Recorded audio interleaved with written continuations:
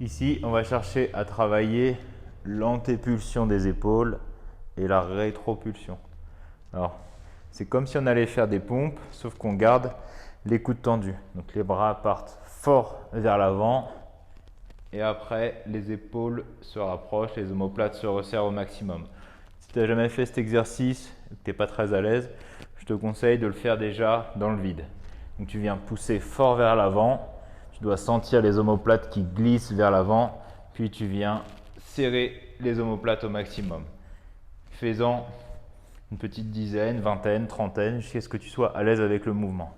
Une fois que tu es à l'aise avec le mouvement, tu vas venir te mettre en position de pompe sur les genoux. Reste bien droit. Tu viens relâcher au niveau des omoplates. Tu gardes les coudes tendus et tu viens pousser fort dans les paumes de main comme si tu voulais faire le dos le plus rond possible. Là, tu sens que les omoplates s'écartent et là, tu relâches. Et on recommence. Tu viens pousser pour essayer d'écarter au maximum les omoplates. Tu pousses fort dans la paume de main et tu relâches. Si cet exercice est trop facile, tu vas faire la même chose, mais en pointe de pied. Donc en position de pompe, tu relâches et tu pousses au maximum.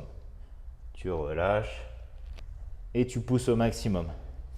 Si jamais dans les premiers mouvements, tu sens que au niveau des coudes, quand tu relâches, tu n'arrives pas à ne pas plier les coudes, c'est pas très grave. Du moment que quand tu tends, tu viens bien pousser au maximum.